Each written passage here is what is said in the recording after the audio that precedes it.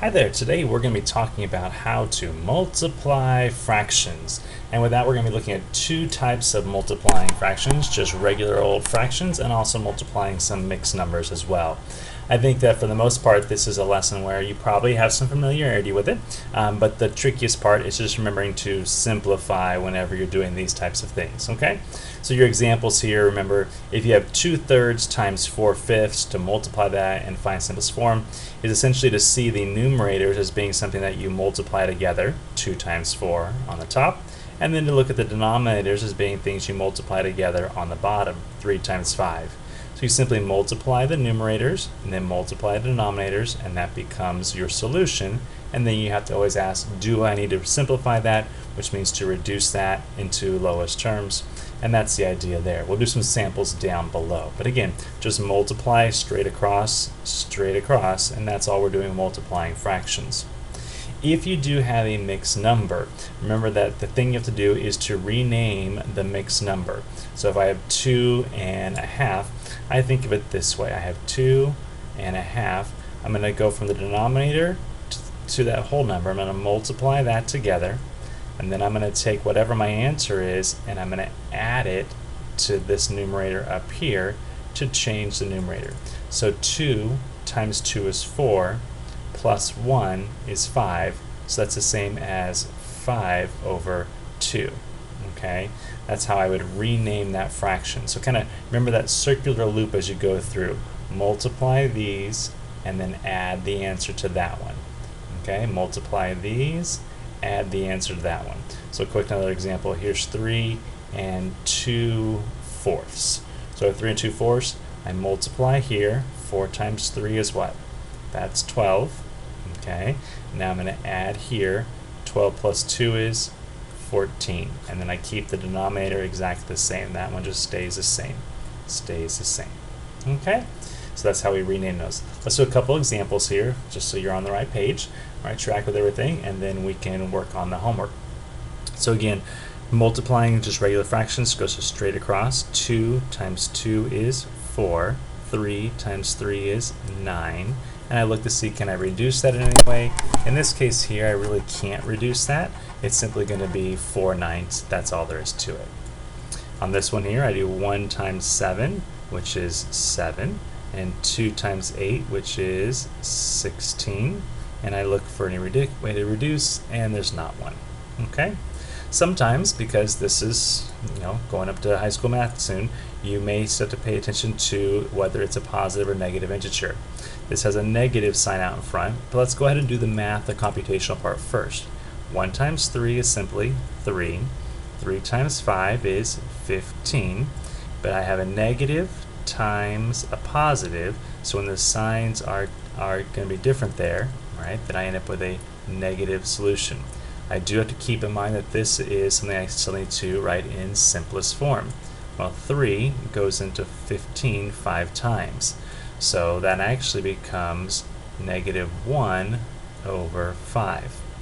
Now this is a problem where, again, there are other ways of doing problems, other orders of working it out, other steps. I could have looked at this problem and recognized that I can reduce numbers before I multiply. So one place I can reduce is I can reduce vertically, like we saw with our examples, right? I could reduce 2/4 to a half, 1 over 2. I can also reduce on the diagonals. I could see a 3 over 3.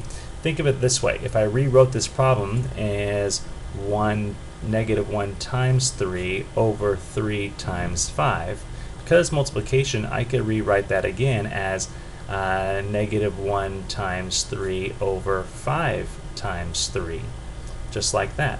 And what do you see? Well, I see a 3 over 3. Well, 3 over 3 is simply what? It's simply 1. So I can reduce those and eliminate them basically, and I'm left with just the -1/5, which is our solution right there. So sometimes before you multiply, you may want to reduce on the diagonal or reduce on the vertical. Never reduce horizontal. It doesn't work. That's not how reducing works. Okay, 4 is a great question because it says there's a whole number there. Oops, sorry, slide you over. It says there's a whole number there. What do I do with the whole number? Well, I write it as a fraction. 4 becomes 4 over 1. Alright, so remember that. That's going to be the same number. It's 4 over 1. So now I multiply my numerators. 5 times 4 is 20, and then 9 times 1 is 9. Now, simplest form usually means they don't want you to leave it like this as an improper fraction. So I need to ask myself, how many 9s are in 20? Well, in this case here, there are 2, right? Because 9 times 2 equals 18. So then I do 20 minus 18, it leaves me 2 remaining, so I have 2 left over for 9. Maybe you learned it this way, maybe you went and your teacher said, okay, let's do 20 goes into 9, and you do division. So you do 20, 9 goes into 20 2 times 18 minus, and I have 2 left over. So this becomes our 2 is our solution, and this becomes our numerator, and this stays our denominator, 2 9s, something along those lines. So maybe you want to keep that as an example for what to do. It might be a good thing to jot down in your notes. Okay, so let's move over to, let's see, let's look at, yeah, we'll just go ahead and do this one right here. Okay, so we're going to multiply 3 times 1 is 3, plus 2 is 5. Rewrite this in as 5/3, multiplying by negative 3/5. So I have a positive times a negative, so I know that my answer is going to be negative. Now let's see about that reducing on the diagonals. Here I have 3 over 3. Well, 3 over 3 is 1. And here I have 5 over 5. Well, 5 over 5 is 1. So 1 times 1 is 1. 1 times 1 is 1. So I end up with simply negative 1 as my solution. Fun little problem there. Okay, let's look at number 11. I have 3 times 2 is 6. 6 plus 1 is 7. So I have still a negative 7/3 times 4/6. Now I can multiply straight across. I can look for any reducing. Nothing there. I can reduce this though if I want to do it early, because I have 4 and 6. 2 goes into here 2 times. 2 goes into there 3 times. So I actually have 2/3. If I want to reduce that early, that's just fine. Okay. Now notice I have a 3 and a 3 in the denominator. Don't worry about it. Just leave it like it is. We cannot reduce on the horizontal sides when we're doing multiplication. It doesn't work. So multiply straight across. Negative 7 times 2 equals a negative 14. And 3 times 3 equals 9. I don't want to leave it as improper. I know that there is 1 9, keep it negative, 1 9 inside of 14, and then 14 minus 9 is 5. So I end up with negative 1 and 5 9s. So here's just a few examples to kind of get you kind of going on that there. You'll see the same things on your homework lesson today, so make sure you're on the right track. Good luck with that. Do the homework. I think today's the odd problems there. And double check my notes here. Yep, it says do the odds, and then check your work by watching me go through the next problems. Okay, good luck.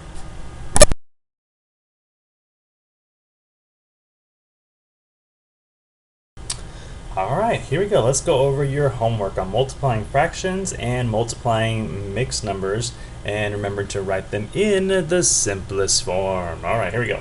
So, on the first one, multiplying, we can look and see anything reduce. Well, I can reduce on the diagonal here first of all. I have a 2 there, 1 2 there, and inside of 4 are 2 2s. So I can actually reduce that on the diagonal. You could do it now or you could do it later, doesn't matter. So I'm going to multiply across. 1 times 2 is 2, 1 times 5 is 5, and I'll leave it like that. If you decided just to multiply without reducing, you'd end up with 4 over 10, okay, which is just fine. But that's not in the simplest form. At that point then you would divide this by 2, divide that by 2, and we say 4 divided by 2 is 2, 10 divided by 2 is 5, and we're still back to 2/5. So it's just a little faster to reduce before you do the multiplying. Otherwise, you still have to do it later and with bigger numbers. So I like to do my reducing, if I can, at the beginning of the problem.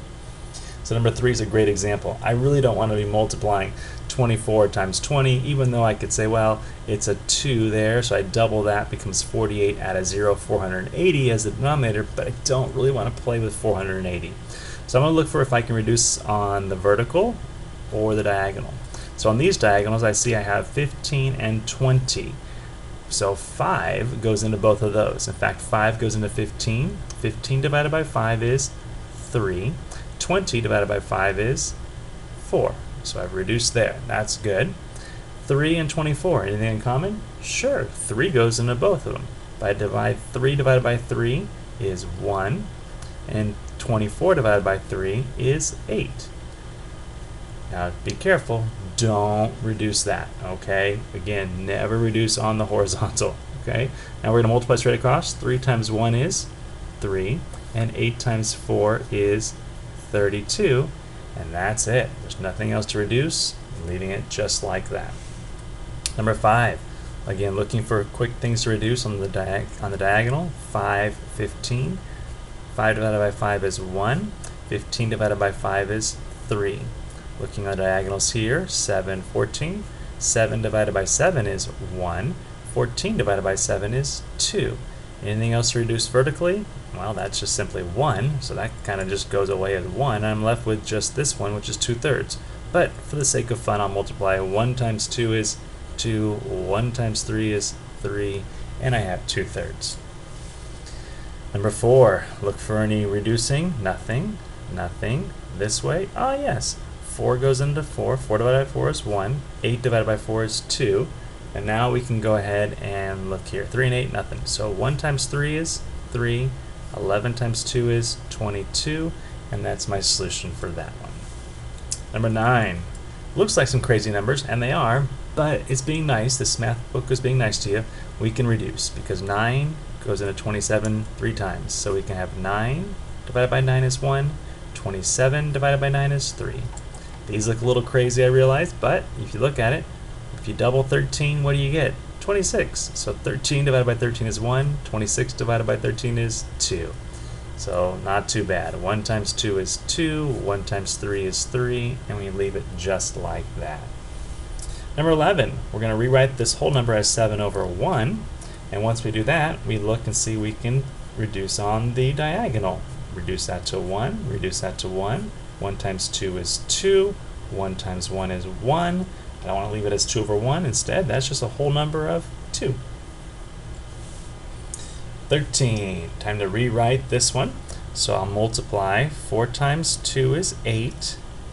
8 plus 1 is 9. So I actually have 9 over 2 times 1 over 3. If I rewrite that, now I'm going to reduce on the diagonal. I have 9 and 3. 3 divided by 3 is 1. 9 divided by 3 is 3. So nothing else to reduce, except this becomes just 1 over 1, but that's fine. So 3 times 1 is 3, 2 times 1 is 2, and I don't want to leave it as an improper, so 2 goes into 3 one whole time, and then 3 minus 2, what's left over there, is 1 left over.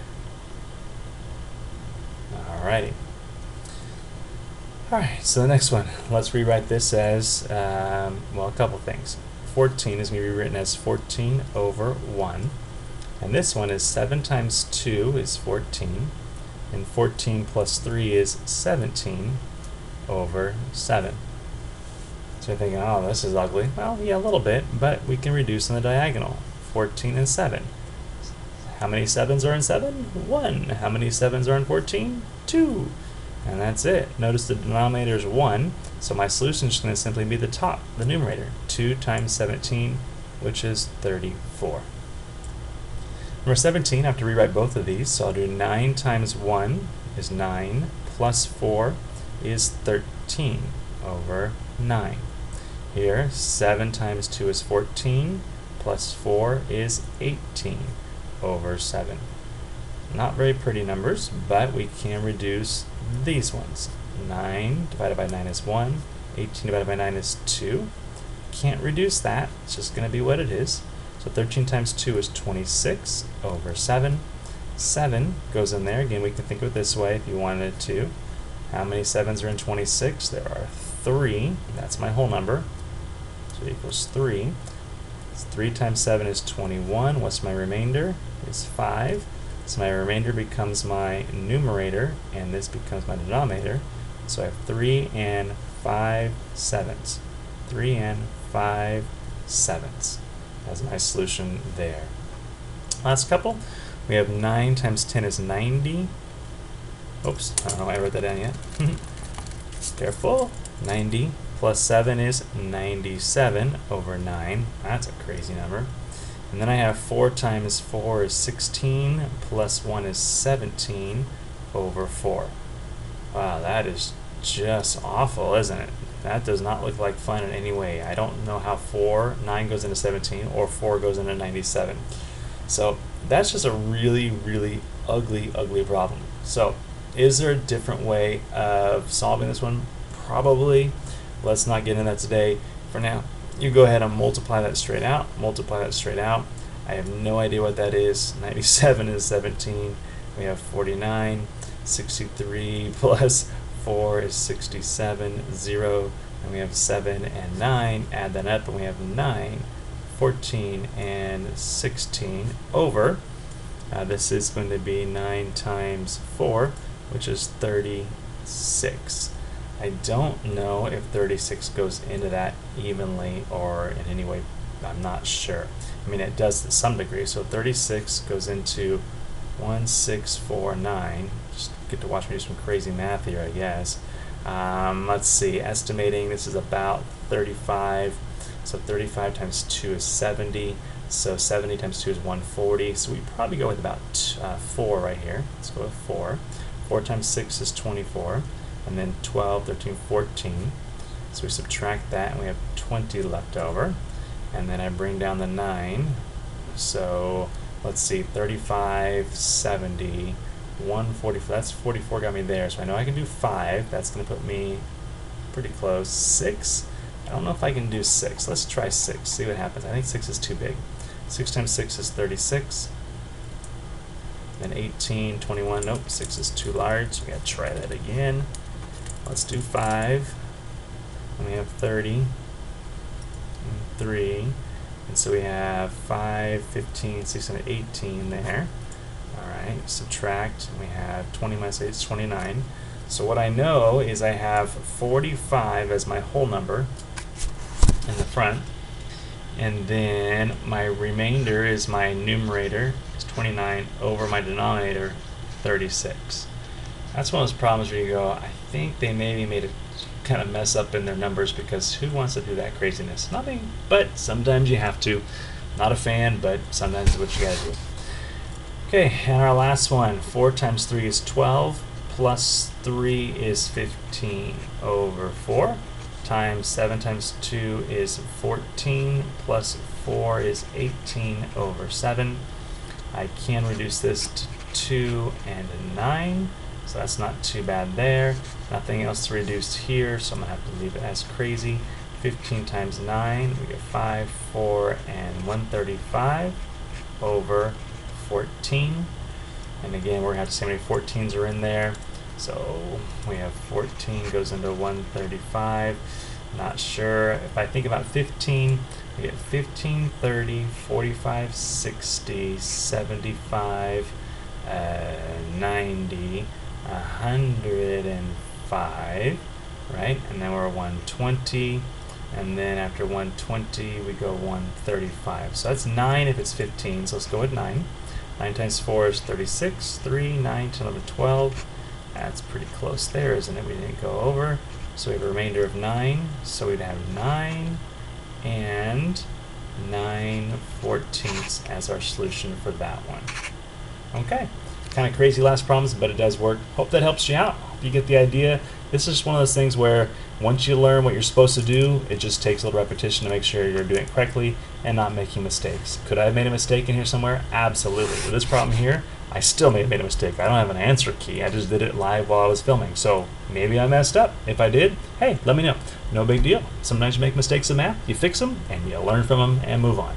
Have a great day. We'll see you next time.